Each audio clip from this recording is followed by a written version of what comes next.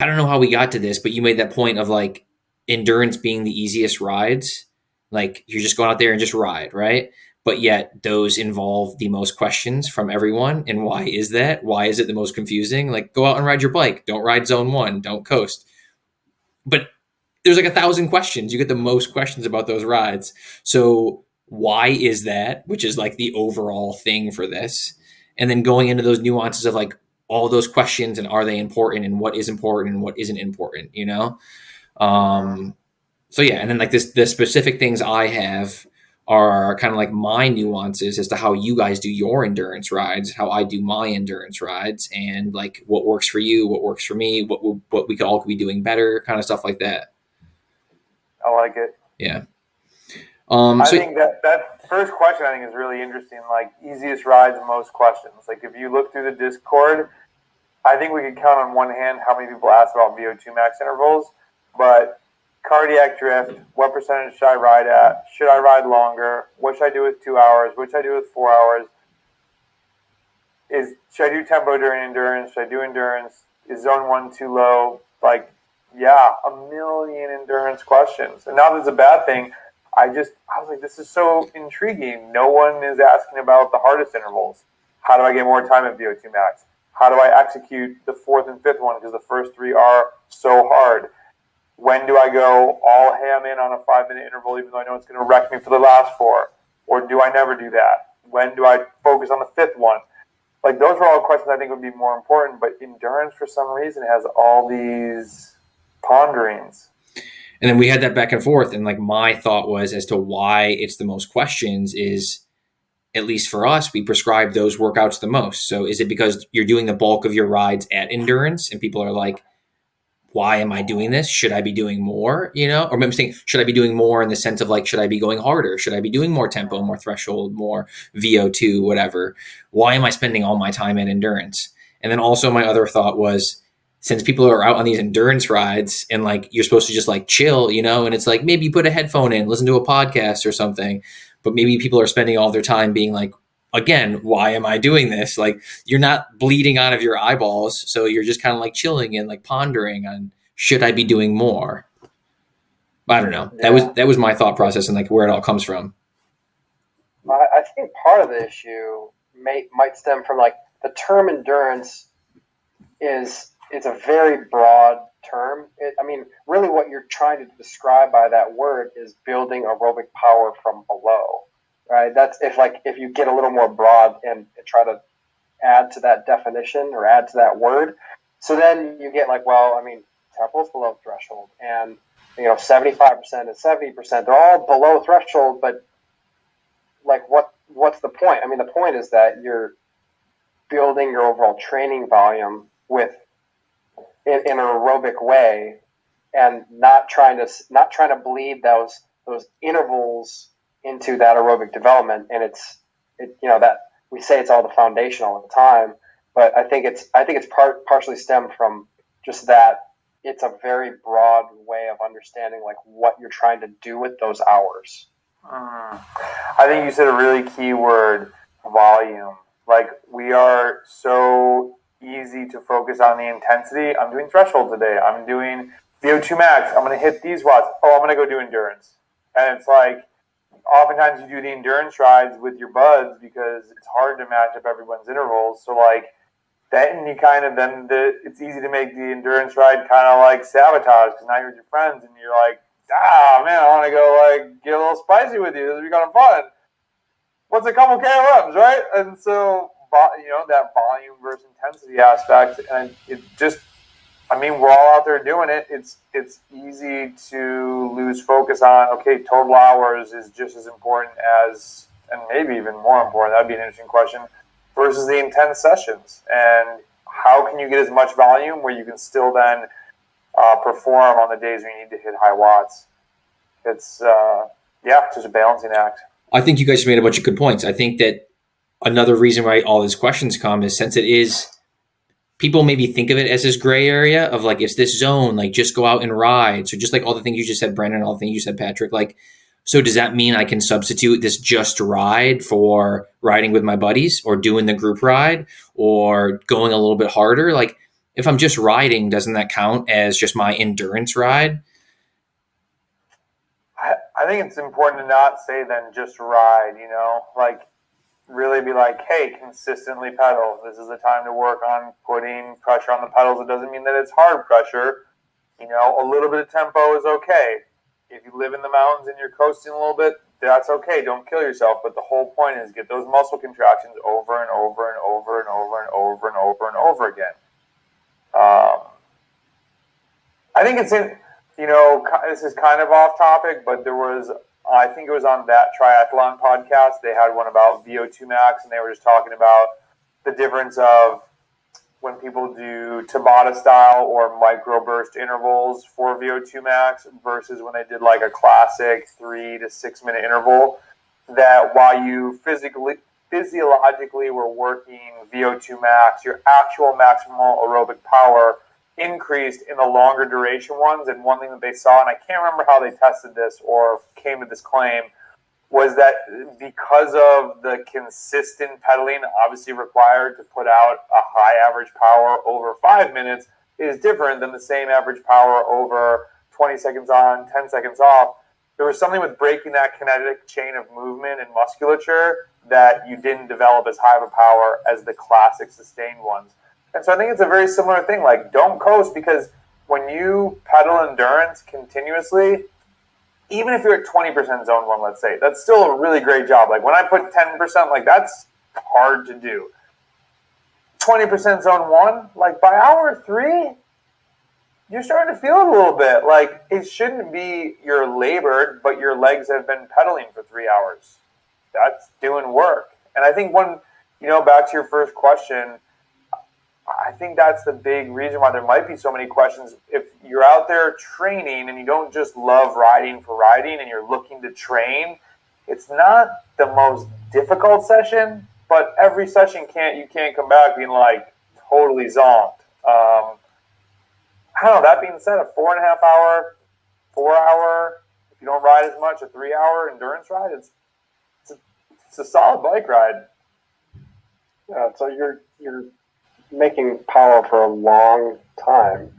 And, part of the value of that extra duration too is just like you could ride an hour in the morning, an hour at night, or hour and a half in the morning, an hour and a half at night. And that's not really going to do the same thing as, we've heard this time and time again, as the 3 hour, the 4 hour ride. When you're looking for those aerobic adaptations, specifically that like pushing things up from below. I think another, Josh, to your point of why people are asking these variety of questions, people live in a lot of different places. It's one thing if you live in farm country and you can just get out your door and just pedal 75 minutes or your first 90 minutes of your ride, you're not going to get interrupted. No big deal. And that's very easy. Like when I've ridden in like super flat areas, it's a lot easier, or at the airstrip, it's a lot easier just like, get into that groove, but it's more challenging and creates more little like problem solving opportunities for riders when they're living in hillier areas or like rolling terrain, or like Brendan, like you're in the mountains now. You have to come up with slightly different routes. I mean, it's not going to completely dictate what roads you have to choose, but it's a good idea to not go up if you're trying to do an endurance day, you're probably not going to go up that gravel climb where you have to like tiptoe down the descent, and then do repeats of that at endurance pace. Like that's not really going to help your cause at all. Yeah, if you don't have the gearing, like you got to be willing to go slow too. Like there are some climbs where I'm just like climbing. I'm like, I'm going like 7 miles an hour. When I first moved here, it really bothered me. I was like, I'm going so slow. But, and so I just have to, either I'm okay doing some tempo that day, or I just, it's like, okay, wait, where's that super steep climb that you're doing threshold? Like I have a 28 and what's in the front of 39. You can't spin. Like, it's you're climbing up this thing, and yeah, try and avoid that one. It's fun. I like open a whole other can of worms, like to my tempo post. I was like, I really felt like I was riding too much tempo, and looking at the numbers, it really wasn't that as much as I thought it was. It's interesting, but Yeah, I think, if you're doing zone 2, a little bit of zone 3, majority of zone 2, you're in the right ballpark. I don't know.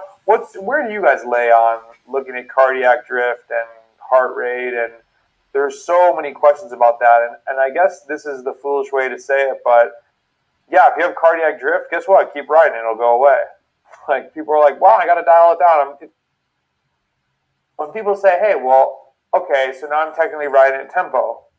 Unless you're riding 16 to 20 hours a week, the few times that you see that happening, I don't think you need to be spending half an hour optimizing that ride. Spend that time elsewhere. You should be riding instead. Wait, hold on. Maybe it doesn't take Elaborate on that. Are you saying when you're saying you're riding in tempo based on power, or you say you're riding on tempo based on heart rate? Sorry, thank you. Based on heart rate. So if they have cardiac drift, they're riding. Yeah. Technically, it's tempo now. I'm like, well, then just keep riding, and it'll go away. You'll get more fit, and then the heart rate will drop. Yeah, I like it to track. Sorry, Patrick, just to track like over time. Like if you're doing your endurance ride, do it based on power, but see like, okay, hey, at hour 2 or hour 2.5 or 3, I started to go up. Yeah. But then you track that over time, and you're like, wow, I'm getting more fit. My aerobic endurance is increasing. But I don't think that should be a way to govern how hard you ride. I think people do though. Or am I incorrect? Like what I seem to pick up on people's comments are always like, yeah, I'm decoupling. I need to tone it down. I'm like, no, dude, you need to just keep pedaling. You're just not fit enough yet. I don't know. I think definitely there's a case to be made for both approaches, and maybe you use both approaches. Like early, if you've taken a month off the bike, you're probably not going to like want to drill it that third hour, because then you're going to be by week 2.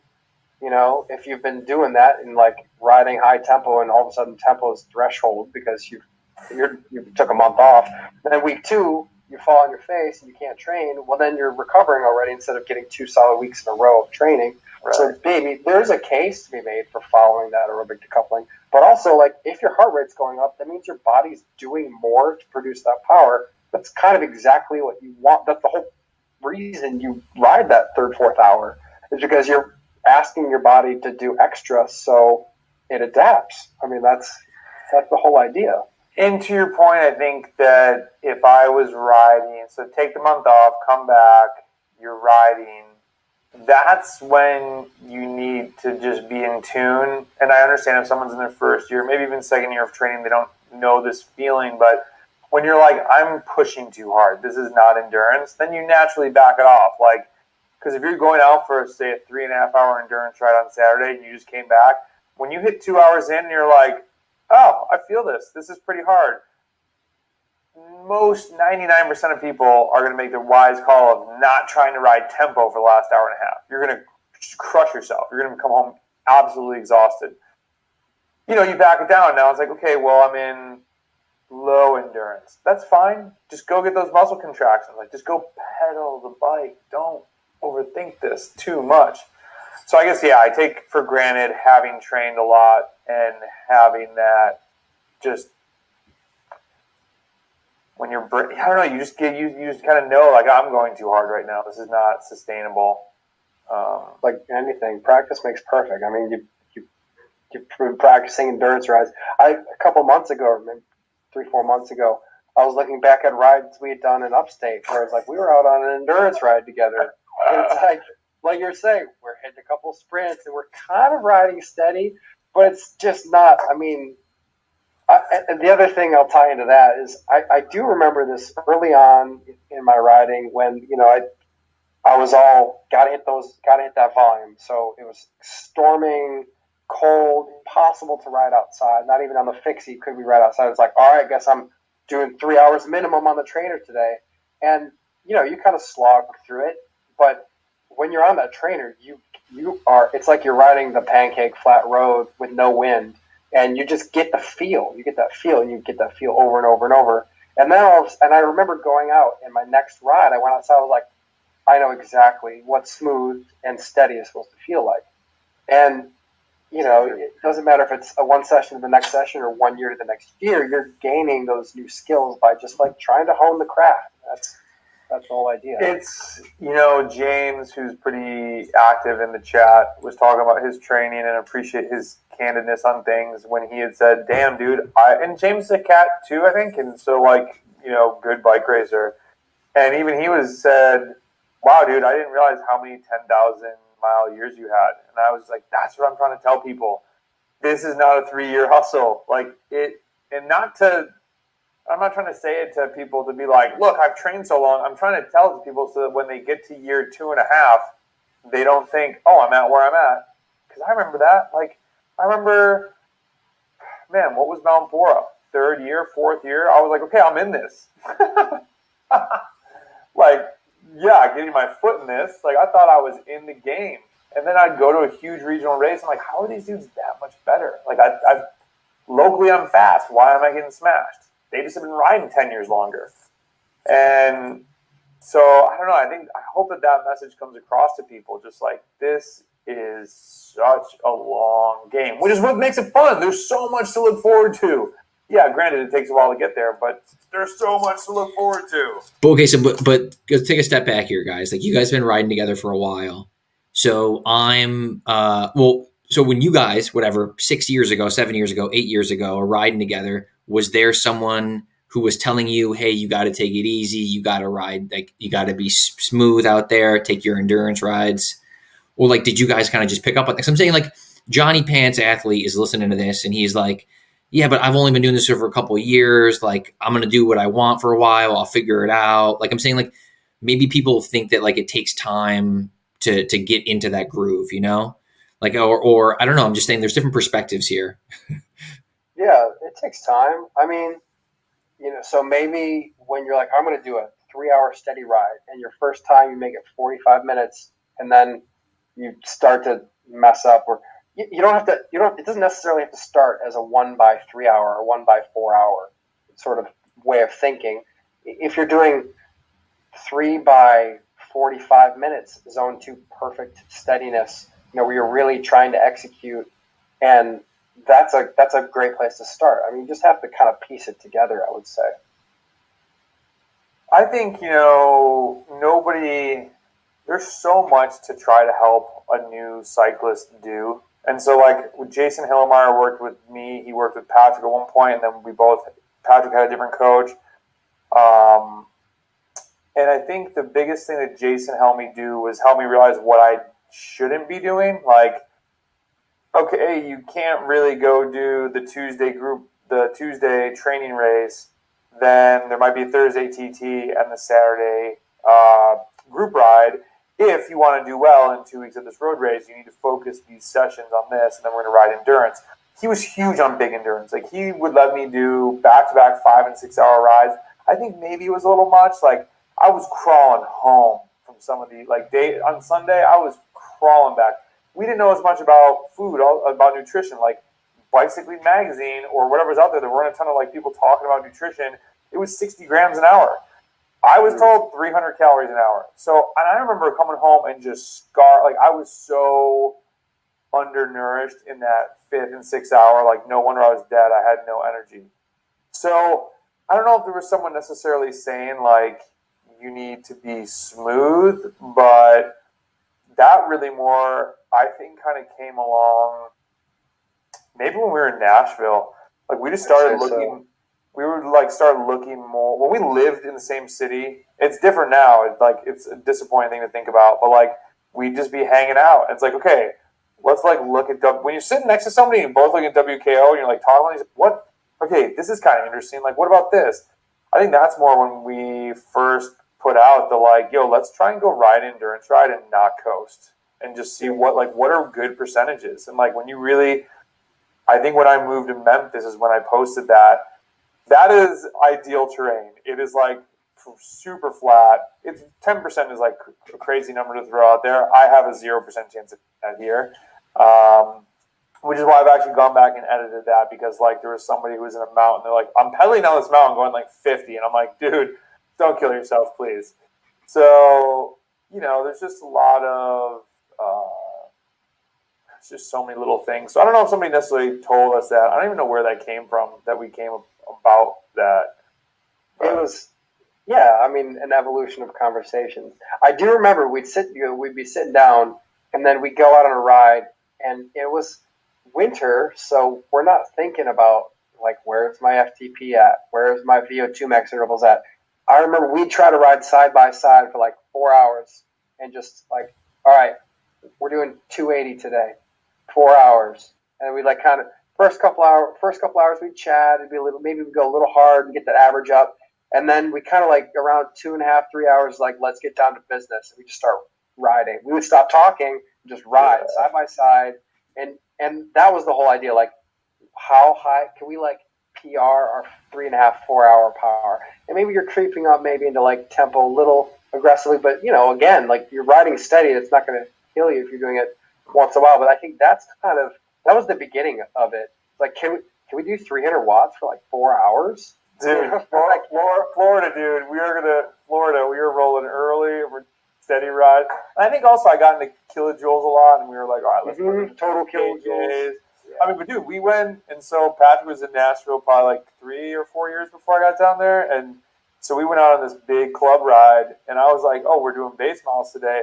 I was getting dropped by Cat 4s, and people were like, yo, I thought this dude was fast. Like, you keep talking about this dude. And I was like, climbing up to the top. People are looking at me like I'm some chump, and I'm like, dude, people are smashing this climb. And I'd like, do they think I'm going full gas right now? I was like, I thought this was base miles. So I'm rolling in with some like new Cat 5s, and I was like, all right, whatever, we'll see what happens come race season. But it's just. But hold on, dude. I want to jump in there, dude, because I think that's a really good point. Because people are afraid of that, man. People don't want to do that. People don't want to go out and be the guy who's last up the climb. Oh yeah, man. If you want to be good at bike racing, you need to check your ego big time, because everybody wants to swing it, come out and let you know how good they are.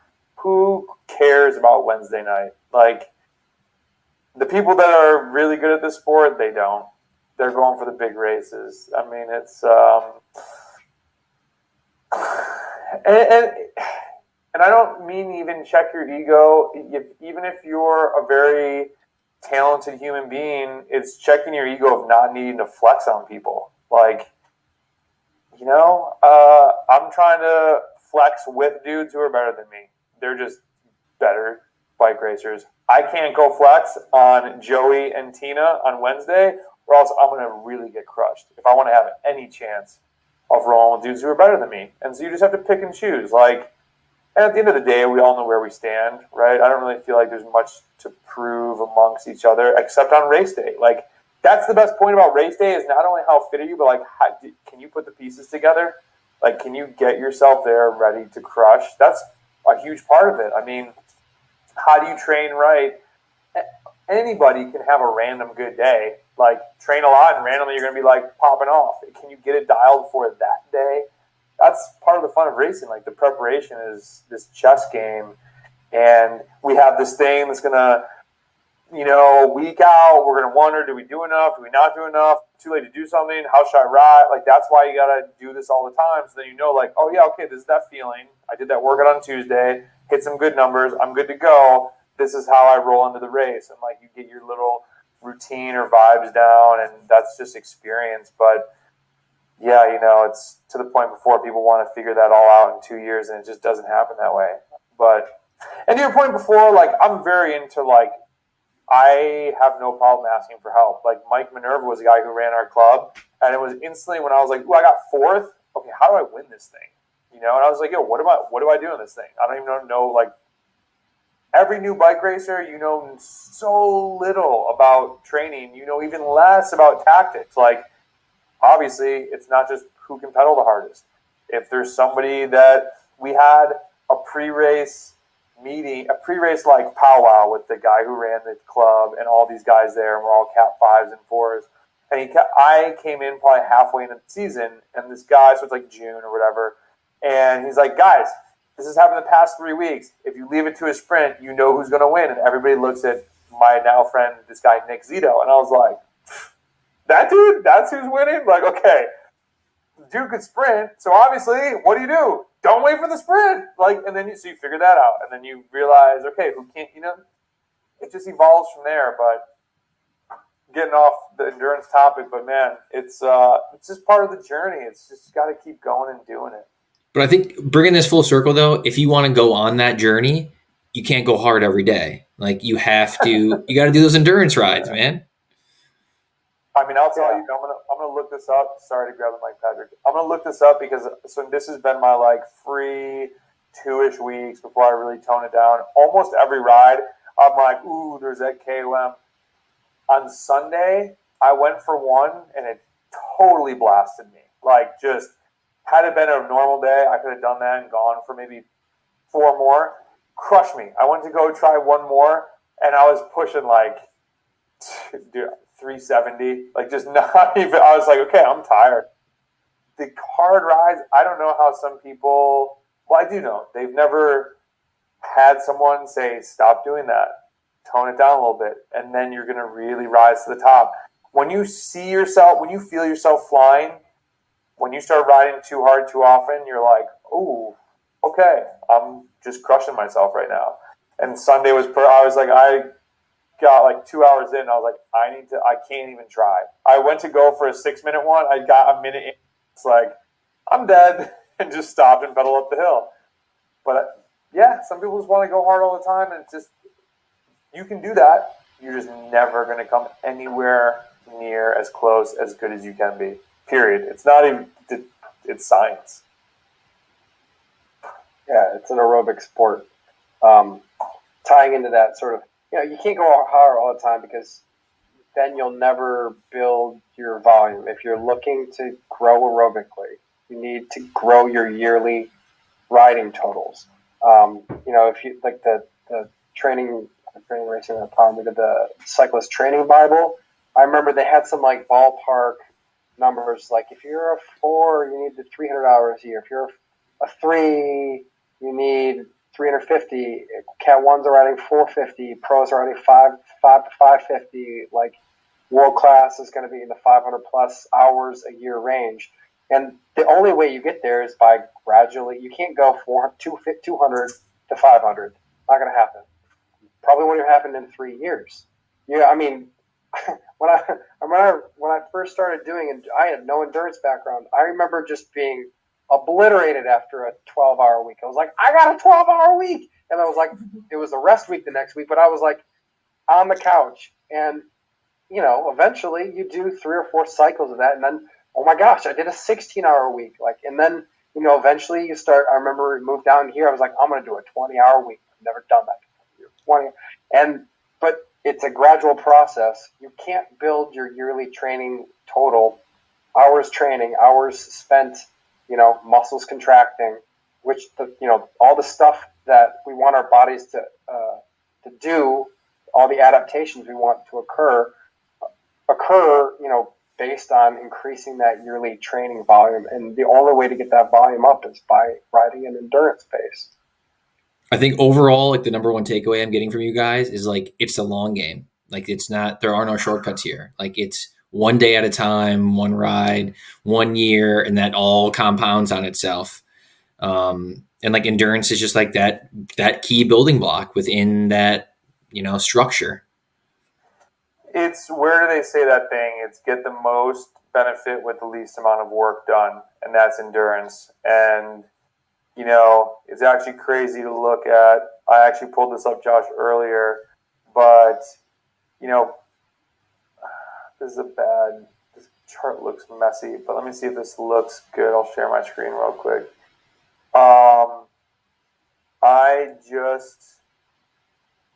Because it was a different screen. That's weird. It's kind of tiny. But so first year, second year, third year, I got injured in there. 4th, 5th, 6th. And then it's like, oh, wow. And then I really started like increasing the load and was able to handle more. And the biggest thing I think is more endurance, more aerobic work. If just what Patrick said, if you're always going hard, then you're not going to be able to even be recovered to get back up and do the next day. It's the back-to-back big rides. And the other thing is, like, it's with being realistic with people's life schedules, you got to find a way to get volume in amongst all the other things that you want to do. If you want to, like, Thibaut Pinot put out a big thing about how he was increasing hours, and that's somebody who it's his job. But I had an athlete who was going to go do a huge gravel race, and I've used him as an example before because it really highlighted just how some people view this. And he said, I want to get a top 20. And I said, cool, so do I. And he was like, what? And I was like, yeah, dude, you're going to a huge gravel race. Like, top 20 would be insane. You've been training for a year and a half. I'm not going to tell you, like, he's a pretty strong dude. Like, maybe on a really good day, like some magical thing happens, but most likely you're not going to get top 20. I think more realistic would be like top 50. And he didn't see the, like, just that you're going to go race. So I can, like, Ted King's going to be there. Colin Strickland's going to be there. Like, these dudes have been training over 10, 15 years. Like, just that volume alone is going to obliterate you. And, it's not me trying to be nasty or negative, but I don't want somebody going in thinking, I'm getting top 20. Top 20 are going to ride away pretty early. So it's a long game. You just got to put the time in. And if you want to compete with those people, my point of that is, if you want to go and compete in gravel or you want to get your Cat 1, people take it seriously. Like, they take it seriously. Or I don't even care if I couldn't race again. I'm going to be riding a ton anyways. I just realized in looking that up, I just crossed 150,000 miles. And I don't even think that includes every mile because I didn't have a power meter. So now I want to go calculate that. But that's a lot of pedaling. So, people see stuff on Strava like, that's a crazy ride. I'm like, dude, it didn't happen overnight. To 12-hour weeks, man. Like, I look back at early training and I was like, wow, But that was, just like we all went through it, that was the right thing for Jason to have me do. I was so new. It's like, just go ride. Go, I love how much information there is out there.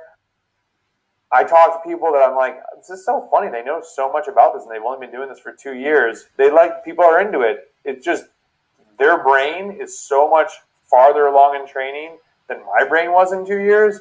But I rode a lot more. And so that's one of the biggest things that I have to do is I'm ready to have them jump in and do like 18 hours. And I'm like, okay, wait, this is their second year. Okay. Dude, just consistently hit. Because that's the biggest thing too.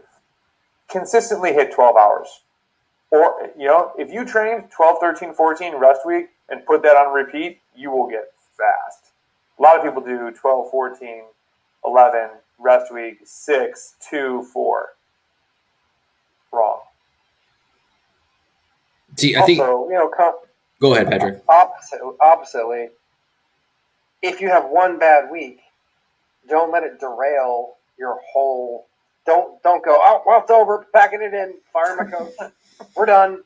It's like sometimes life is a challenge, but you don't just discount what you've done in the past and say what I can do in the future is no longer going to be valid either. But, you can't just limp along at 5 hours a week. That's not going to do it. That's not going to do it. You bring up a really interesting point with the athlete and coach relationship. And I will say this, I definitely have not said this before, but, I rode too much last winter. I lifted too much is what I'm realizing. Lifted too much, kind of hurt myself. And I was just like, man, I'd worked this out with Tom, and I wasn't upset with him, but I was upset with the situation because I was like, racing was about to start. And I went through all of COVID and just trained, and I'm like, God. And like, it kind of was going away and then just came back. And, we were a few months from nationals, and I was like, this sucks. And you just get pissed off. And Josh, I was telling you earlier today, like, once I got, better, I was like, okay, I need to be full gas. I'm hitting everything hard. And Tom was like, yo, dude, you're going too hard. Like, this is not the way to progress. And him stepping in and saying that as the athlete, it was really hard to like just have that vision. And I was like, I was kind of just like, I was feeling a little sour. Like, I was kind of pissed off. Like, this sucks. Like, I'm going to get blown out at these races. And it was just like, okay, you know what? Don't be Debbie Downer. I'm like, what should we do? Like, let's make the plan. Let's just get to these races as best as I can and see what happens. Because it is like, when things go off course for some athletes, they don't You can tell the Training Peaks comments stop. The emails that used to come don't come as often. I'm like, yo, dude, okay? Hey, girl, you okay? What up? And, there's like a little clash. And that's why I think the lesson that I've learned for myself is like, take the ownership of your training and riding. You're the one doing it. And just ask yourself, how can I use my coach to make this better? And that's all I had to do. Like, don't be mad at the situation. Don't be mad that you got injured. Don't be mad that you had a bad month. Don't be mad that work got crazy. Like, when I was doing medical device, I was in Minnesota in the middle of winter for 3 weeks before race season. Did that suck? Yes. That was life. Like, you figure it out. You come back and maybe you're like, okay, guess what? Maybe I'm not going to be the man. How can I be the man in June? Just work with it. But yeah, I think that's a very interesting topic that I don't think we've ever talked about. Just when things go awry, people get upset. People quit I've seen people quit the sport. Like, they're just like, I'm done. This isn't perfect. It's like, Josh, we talk about people trying to make things perfect. I don't have the exact right weights. I don't have the exact thing. My power meter's gone. Or like, dude, a guy hit like a traffic thing and turned around and went home. And I literally said, I don't understand how. Wait, what? You hit a train crossing and turned around? Dude, I would have ridden up and down the same street for 2 hours instead of going. My face blew up. So, yeah, don't overthink it. Just, how can I get better? The other thing you said is taking ownership over your training. Like, you can't just. Some people do it where they're like, all right, well, this is the plan, and I guess I'll do that thing, and they don't leave comments. They don't own, like, they don't ask the why. It's really important that everybody, and we all coach from a distance, and our relationships with our clients, our athletes, are all digital for the most part. But as an individual, like, it's not a team sport in that sense. Like, your training is not a team sport. Your training is like you putting in the work and knowing like what 250 watts is going to do in terms of total kilojoule output. Like, just knowing about training, like saying this is how my Garmin should be set up. There's so many things in the way the individual can take it upon themselves to optimize their approach. It's really important if you just kind of go through the motions versus if you invest a little bit in it. And I think that also, and I'm opening this all up to now, get a ton of questions emailed to us from our athletes, but those questions, it's not that we're not on the ball. I think there are things that you are going to feel as the athlete that we can never touch. I can't be in your body. I can't feel that you're super tired. I can't tell you had a bad night's sleep. I can't tell you feel like you should have or could have gone a little bit harder. Maybe those interviews were too easy.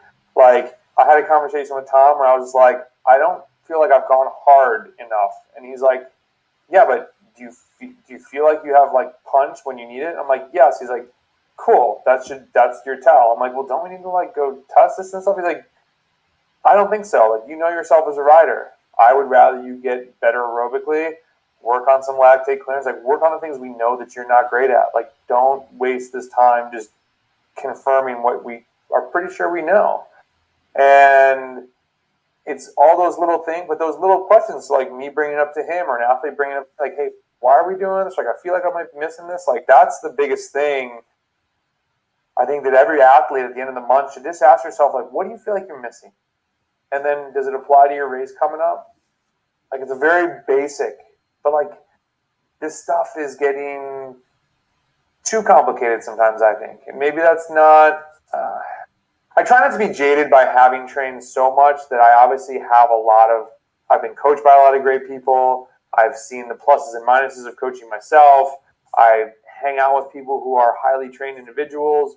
I'm spending Monday night talking to you guys about endurance training. Like, I clearly love this. So I try not to be jaded of putting myself in the shoes of someone who's like maybe 2 or 3 years in this, but just don't make it so complex. I look at I think I do this every podcast, lost the headphones. I think that there's a lot of stuff out there that is really good, but it's so detailed that it's like, I watch some of these webinars or I was say performances, presentations, and I'm like, I'm taking notes on this to figure out how to apply it to my training. Like, what is Joey doing right now? He has to be confused by some of this stuff. Like, go ride your bike, some hard sessions, a lot of easier sessions, endurance sessions. That's the point of this podcast. And don't overcomplicate it. Well, do you think this stems from, like, you think of like marginal gains, right? Like, people latch on to all those small things, and maybe it's because endurance is a big thing, it isn't a small thing, that it's like for some reason easy to explain but hard to understand. You know, where it's like you can talk about, I need to wax my chain and get my oval chain rings and, you know, whatever, get my oversized pulley wheels, but you want me to go ride at 60% for 4 hours? What are the small things here? You know, I don't know. What are you thinking, Patrick? I mean, I guess back to my original thought, like, it's just the adaptations. The point of endurance is so broad. It's hard to necessarily, like, you know, it's not, you can't just throw the pulleys on and you're good to go. Like, you've done the adaptation. Like, it's the longest aspect of endurance training is there's a reason people don't really get to their best until they've been doing 4, 5, 6, 7. You know, you're not going to find unless you've trained. No, I mean, you're not going to find a plateau of some, like, great magnitude unless you've really put in those years and years and years. That's the endurance training, is the years and years and years. You know, you can't just throw a couple extra intervals in and be like, well, I'm going to keep improving. Plus, I think the bodily changes, man, that, like, we don't see that are underneath the hood, but also, like, people that I coach and that have maybe been around for 3 years. I'm sometimes like, yo, dude, look at this picture from a race of you like 3 years ago. You look like a totally non-athlete then. And it's just, you change. I mean, I look so much different. Damn, I'm so glad I look like this going into 40 versus I look better now than I did when I was 26, which is crazy. And then I started riding and I thought I couldn't get really, I was always kind of like, I guess flabby was maybe a little word, but like I looked like a cyclist, but not a cyclist that had been riding for 10 years. And so those changes are huge. I think you're kind of splitting a couple different things there with, like, the wax chain thing. That's just people being, like, techie and into that. I get that. But I think the marginal gains in training are nowhere near looked at in the same light because people can buy it. I'll have to just give my credit card for that marginal gain. But if I have to go figure out how to do these 5x5 VO2 max intervals and get more, squeeze the orange a little bit more to get some juice out of it, you know what it probably means? You got to go a little bit harder. I think I'm good with that. I'm going to give you this $200 for these pulley wheels. Like, getting better takes time in volume and takes going really hard. So if you're going really hard in, like, non-focused ways, you're not going to be able to go really hard and your volume is going to get sacrificed.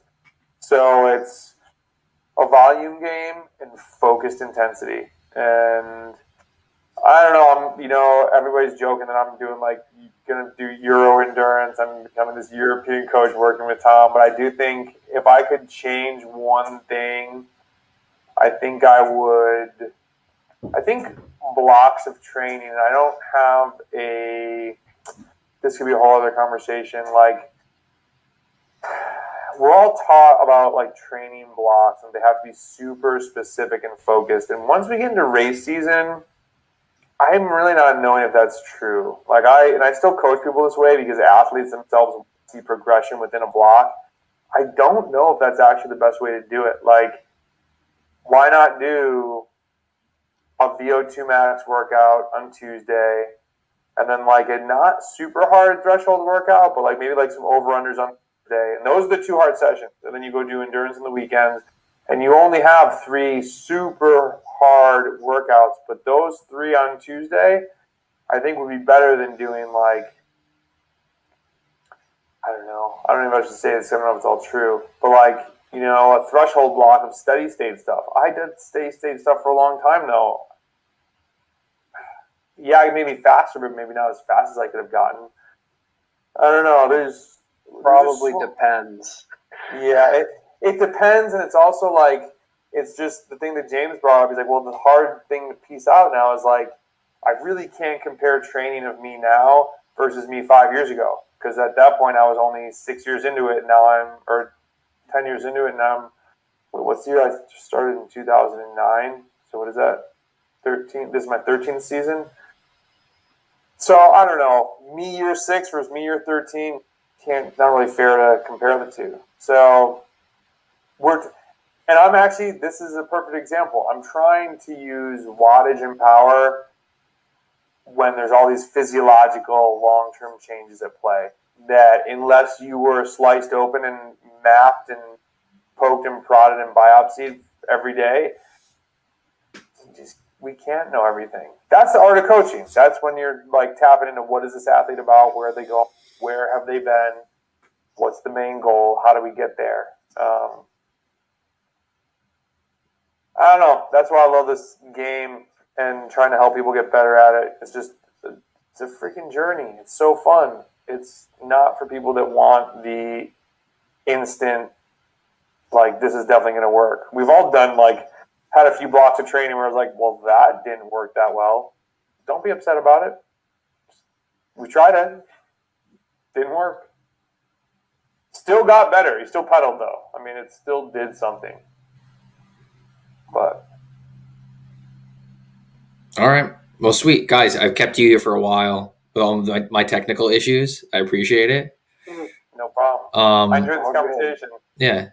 You covered all the stuff I had. We got to all the questions around them. Do you guys have anything else? I do not. I know Tom's on this call. I'm going to call him out. Tom, you got any questions? Hey guys. What's up, Tom? How's it going? Good. How you doing, man? I'm doing good.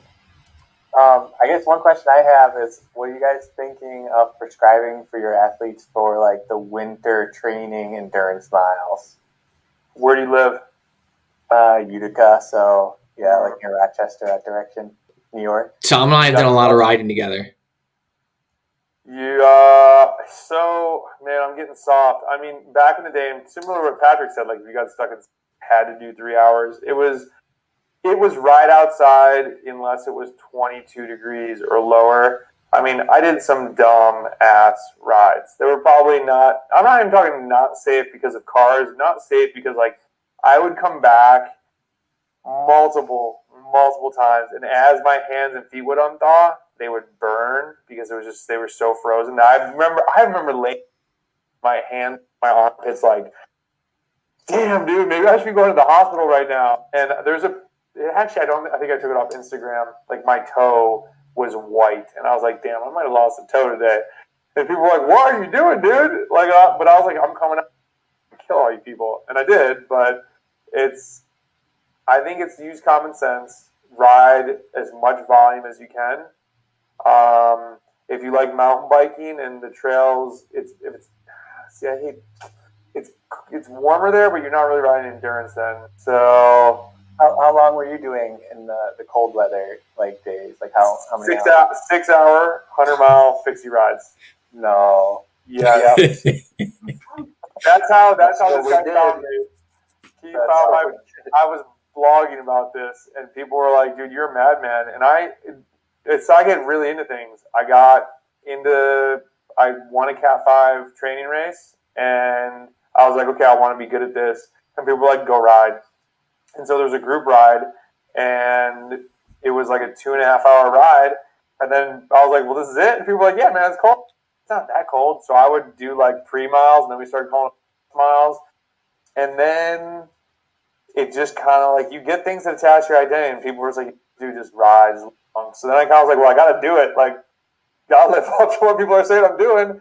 And it was crazy. I got a crazy amount of, it just felt really good to accomplish that every weekend.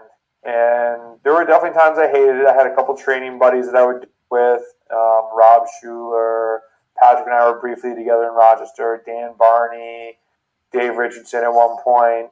So there's different. Dylan. I'm sure I'm forgetting some people, but yeah, we just had roots, and I don't know. I wanted to come out in spring and be good, and the only way you do that is you ride the bike. And I talked with Josh a little bit on a podcast we posted this morning. Not to knock on Zwift people, but there's people that are like, people put out big watts per kg there. And that's like comparing a road race to the watts per kg chart. It's a shorter race. And while there are really experienced people doing Zwift stuff over the winter, if people want to do big Grand Fondos, big road races, you got to be able to ride 3 to 4 hours. And so I want to make sure people hear the message of like, it's cool to do Zwift, go race. That's a discipline on its own. Like there's a specific ways to be good at it. There's specific ways to train for it. If people want to come out and do long road races, they need to also ride long, and you just got to kind of figure that out. It's going to be harder to do a 3-hour road race or whatever category you're in April if the longest ride you did is an hour and a half, because somebody is definitely going to be riding 3 to 4 hours. And then it's also a personal choice. I'm sorry, this is a super verbose answer, but I've thought about it a lot. Like, if you hate the cold, then you might just need to be like, I'm not riding outside. I'm going to wait and try and be good in June. And that's just the reality of it, and schedule around it. I do the flip with some people in Texas who are like, dude, I'm not good when it's 95 degrees out. Let's not do a ton of races in July. It's like, cool. You're a perfect candidate to come out and crush people in February, March, and April. Let's hit a little base, go do your family vacations, have normal summer, and then when it's fall again, come back and crush again. Like, you got to work with your life. That's similar to what Patrick said. People want to look at a calendar and be like, this is the Bible. This is what I have to do. It's like, no, you need to talk and communicate about how this can work with your life. So that's a really long answer, but I think just be smart out there, because when it gets icy, it's probably not worth it. No, dude, I think that's a really good point. I think it hurts me when you guys say all these long rides that you guys did, because I'm never going to be that person, and I just can't do it. But I've adjusted my goals. Like in New York City when we were racing and the races started in March, I'd be like, yeah, I'll do those races, but I have no expectation. Like, I'm going to peak later in the season, where all these dudes will come out and crush it. And I'm like, I just can't do it. I can't go long. I'm inside. And then just pick up the volume as it gets a little bit warmer out. Yeah, there's no harm in doing that. I think it's finding your flow. It's good. You got to be happy doing it. I mean, and I was just in a different point of life. Like I was getting so much. I wasn't getting any like great feelings from work. It was like, go make money. That didn't make me happy. And I was getting all of the joy from bike rides. So for me not to do it, I was gonna be like, so wait, what am I doing? Like, what am I accomplishing? Work wasn't like pushing that button. So if you're crushing it at work and you're like, I feel filled, like biking is this thing I like to do, then yeah, don't go ride 5 hours in the snow. That sounds horrible. My first winter outside was my second year of racing. My first year of racing, actually, I didn't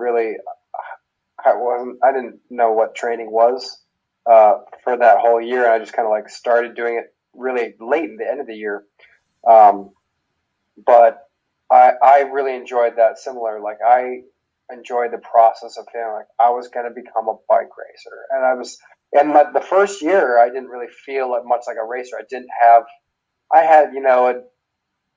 didn't know anything about training. I could go kind of hard for like 30 seconds, a minute, maybe 2 minutes. And then my very first coach was like, you got to go on some longer rides. It's like, that's why you're not really feeling that well.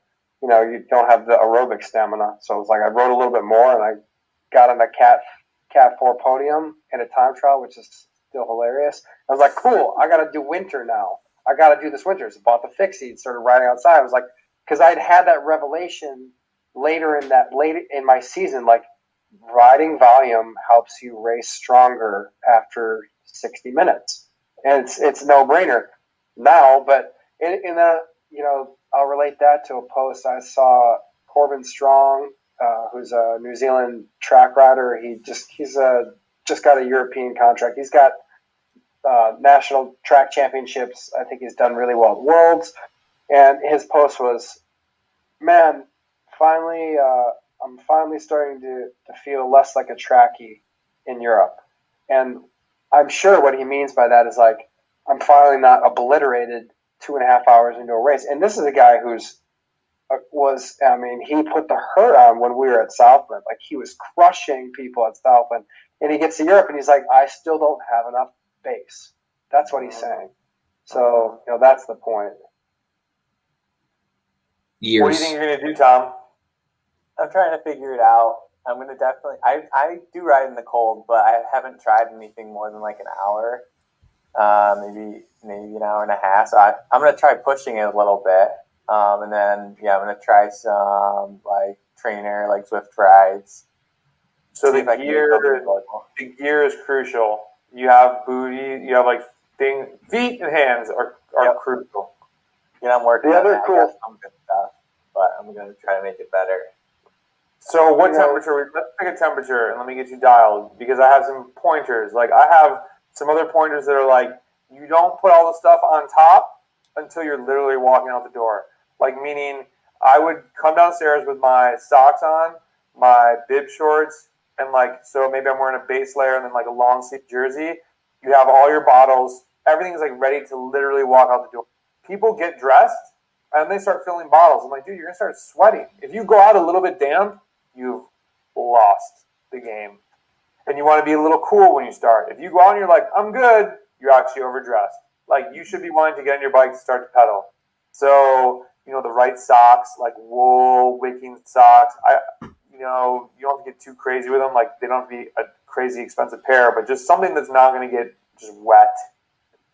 I would say no boots, because those often just leave too much heat and they sweat. I would say multiple layers of booties if you're going like a warm and then like a wind and water breaking one. And then it's either like 1 or 2 pairs of leg warmers. Thermal bibs are a game changer. And then the top layers. Like, you should have multiple combos of whether it's like a long sleeve base layer, or some days it's a normal base layer but arm warmers, and maybe have like a fleece jersey. See you, Patrick. Gotta go. Different types of that. Like, it's all about like getting the right combo dialed, and then like 80 pairs of gloves, because every pair does something different. So it's like an investment, but and take notes. Hey, 35 and cloudy is different than 35 and sunny. It requires different clothing. And once you start being like overdressed, underdressed, you're going to have a guide that's like, okay, this is this for me, this is this for me, and then you're ready. I have this little thing, dude. I just thought about this, and I'll post it on the Discord. I've had this for like years, and it's like a temperature chart, and it recommends like what you should wear. And like, you have to tailor. I have a blog, dog. Oh, do you? Okay, I didn't know you had one. Okay, well, yeah. So check out the blog. But I'll post this thing too as another reference. But yeah, no, dude, Tom, you're exactly, dude. I'll tell you what, man. So after I did read that blog, it's coming back to me, because when you mentioned that thing of like not getting all your layers on before you go outside, so I have tried that, and that has actually helped. But I will tell you, dude, in my experience, for me, there's never a warm enough glove. There's never a warm enough sock or shoe cover or anything. Like, it just never works for me, man. But I think you're just tougher than me as well, and like I can admit that. I mean, I wouldn't say I'm tough. I'm actually pretty delicate, but I just want it real badly. And it's like, these guys are going to go ride 2.5 hours. I definitely have 1 more hour. And then guess what? You get to that other hour, you're like, I got half hour more. It also helps to do loops. Don't ride. If you're doing a 4-hour ride, don't ride 2 hours. Guess what? When you're really cold and you know that you have to ride 2 hours home, you're going to do it, but it's kind of miserable. Whereas if you're like, okay, I'm going to go do this loop, it's 2 hours.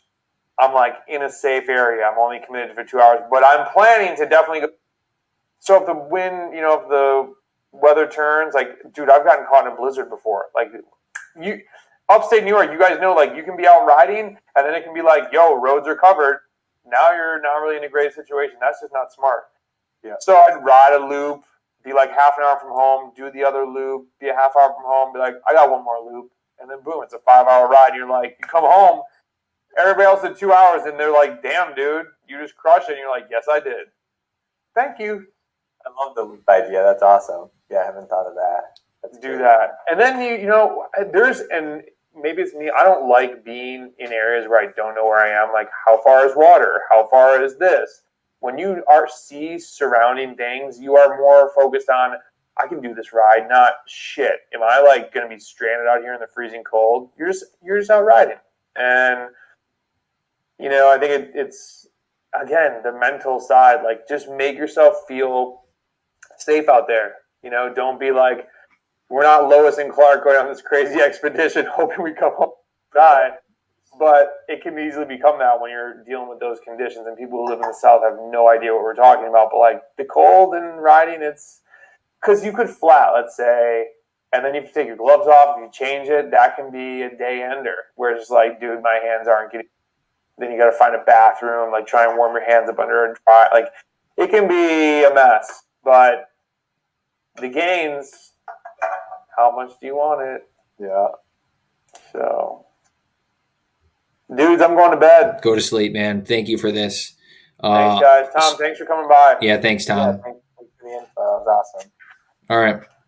Josh posted this up tomorrow if you have time. Yep, we'll do. And cool. I'll try to not have technical issues the next time we do this. It was fine, man. Facebook was weird. I don't know why that didn't work, but I think let's just go roll the Discord. All right. And one of us will just have to go no headphones. And yeah, we'll figure it out. It was great. All right. Thank you, Tom. Thanks. Thanks for putting this together and the idea is awesome. Yeah, for sure.